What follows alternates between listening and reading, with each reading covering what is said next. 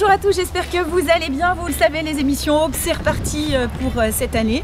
On vous retrouvera toutes les semaines, tous les 15 jours selon notre planning un petit peu chargé. Et j'ai tourné au mois de juin le portrait de Nadège. Alors Nadège est venue en juin 2019 participer pour la première fois à un stage découverte Aube. Elle venait d'apprendre qu'elle avait un cancer de l'estomac. Elle avait eu ses traitements en 2018. Et aujourd'hui, cet été, au mois de juin, Nadège pète le feu, rencontre avec une super nana.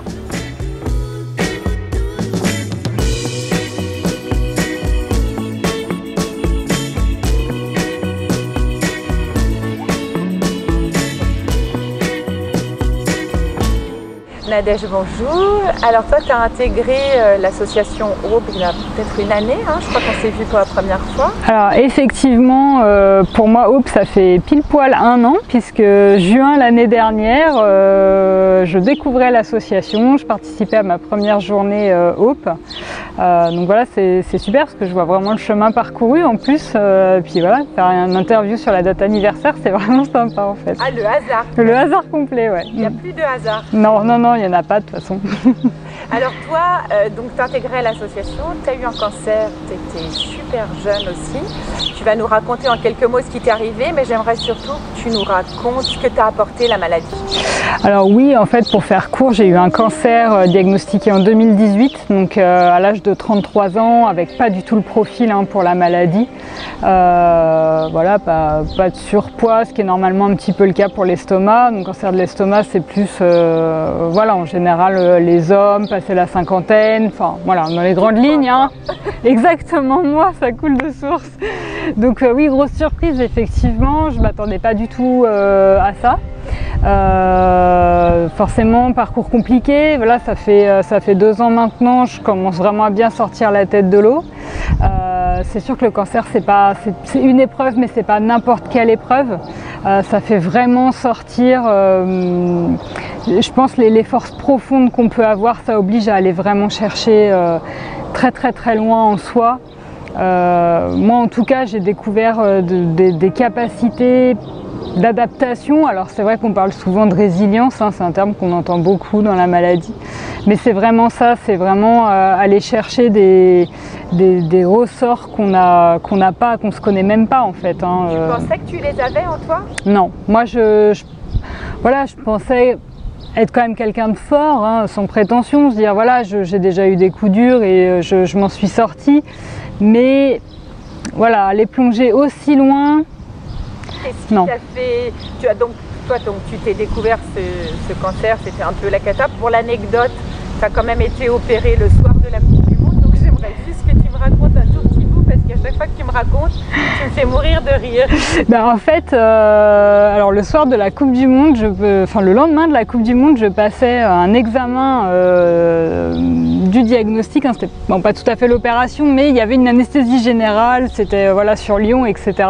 Et moi j'ai la trouille des anesthésies comme beaucoup de gens. Et du coup, c'est vrai que mes premières questions à l'anesthésiste, je lui ai demandé s'il aimait le foot, donc je pense qu'il m'a pris pour une dingue. Il me dit non, pas plus que ça, non. Déjà j'étais rassurée, je me suis dit il a pas fait la fête toute la nuit, il est bien opérationnel, tout va bien. Et puis là je suis tombée sur un anesthésiste qui avait beaucoup d'humour, qui me dit ah non mais par contre j'ai un bébé en bas âge, elle dort pas du tout, elle fait pas ses nuits. Donc voilà, ça m'a pas du tout rassurée, mais c'est important aussi, ouais, qu'on ait du personnel comme ça, qui ait des fois un peu d'humour pour lever certains fois. Ouais, qu'il soit crevé, qu'il fasse une boulette. Une chimio à vif pendant l'anesthésie? Alors moi, pendant l'opération, j'ai eu en fait un protocole expérimental qui consiste effectivement, une fois l'opération terminée, à faire de la chimio, ce qu'ils appellent intrapéritonéal. Enfin, c'est de la chimio, on baigne un peu les organes dans la chimio pour essayer d'éviter la récidive au maximum, quoi, que la chimio puisse toucher directement les tissus. Et on l'espère minimiser le risque de récidive, quoi. Donc c'est plus lourd, voilà, c'est un choix que j'ai fait, on m'a proposé avec ou sans. Moi, quand j'ai abordé les traitements, j'étais pas sûre concrètement de m'en sortir, je pense comme tous ceux qui abordent le cancer. Et je me suis dit au moins ça sera peut-être ça servira, voilà, pour ceux qui vont passer après. Tout ce qui est expérimental sert à faire avancer la recherche, donc voilà, au minima j'aurais essayé d'aider, quoi.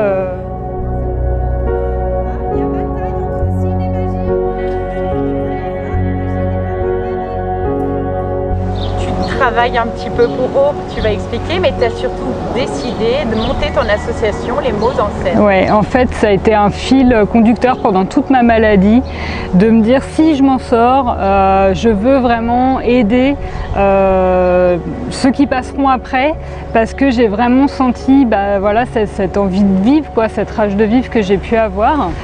Il y a des moments dans le parcours de soins où de l'énergie on n'en a plus, hein, on est au bout.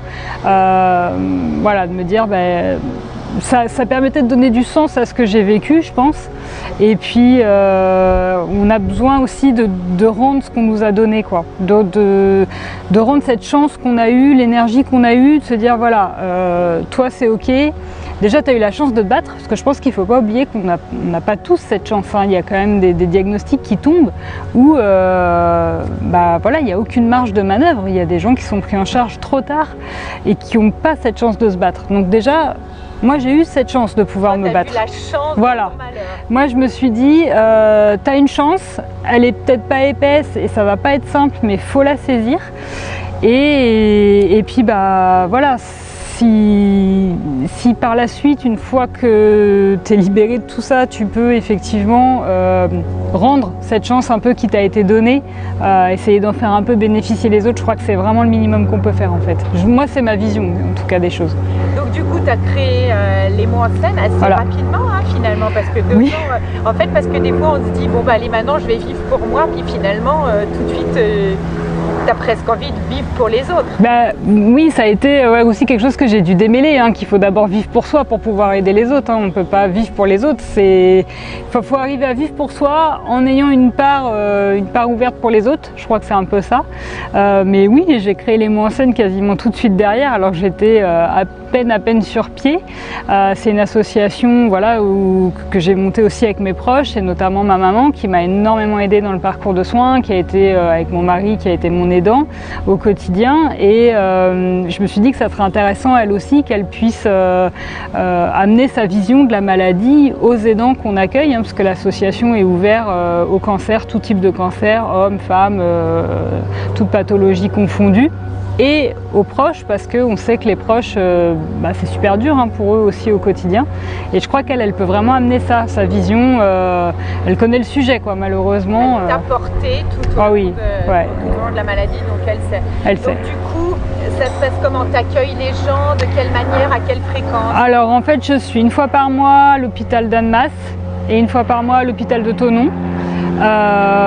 On accueille des petits groupes de patients ou aidants ou leurs proches, et le but c'est vraiment d'échanger sur ce qu'ils vivent, ce qu'ils traversent, et d'échanger en dehors du cadre médical. Alors, parfois je peux être accompagnée d'un médecin, d'un psychologue, selon les bénévoles qui sont disponibles, ou des fois toute seule, ça dépend. Le but c'est vraiment d'échanger. Voilà, on n'est pas là pour donner des conseils médicaux, ni des conseils tout court, hein, c'est vraiment... C'est plus un rôle d'écoute, ou tu te sens plus un rôle de... je vous remets le pied à l'étrier? J'essaye d'écouter en ayant quand même une participation positive pour essayer de leur transmettre, encore une fois, l'énergie que j'ai pu avoir. On n'est pas là pour sortir les mouchoirs, hein, on est là pour... Et ça pleure quand même, mais bon. Ouais, il y a des moments toujours un peu difficiles, mais voilà, je pense que ça amène un peu une bouffée d'air. Ça casse un peu cette routine médicale, hein, dans laquelle on est vraiment pris quand on est dans le parcours de soins, et puis cet isolement qu'on peut avoir une fois qu'on rentre chez soi, avec tous les effets secondaires des traitements, ou pour le conjoint, les proches, de voir la personne qu'on aime se dégrader des fois, ou vivre des moments difficiles, et en se disant est-ce que c'est normal qu'ils vivent ça, est-ce que les autres aussi c'est comme ça?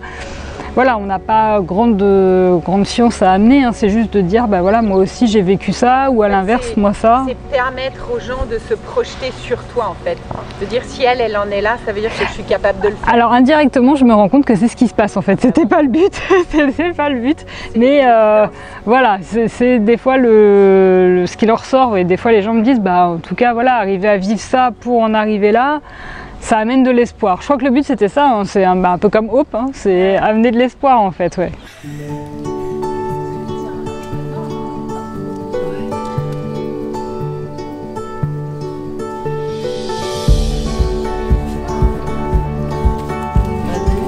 Allez, tu me dis quand t'es prête. Alors justement pour Hope, je t'ai chargée d'une mission puisque j'ai trouvé que tu étais une patiente extrêmement rigolote et que tu avais déjà écrit un livre dont je me souviens plus le nom. Mais que j'ai... L'étrange voyage d'Eva, ça a été un premier roman que j'ai édité il y a vraiment presque 10 ans, je pense. Donc une jolie plume, et je t'ai dit si on écrivait une pièce de théâtre.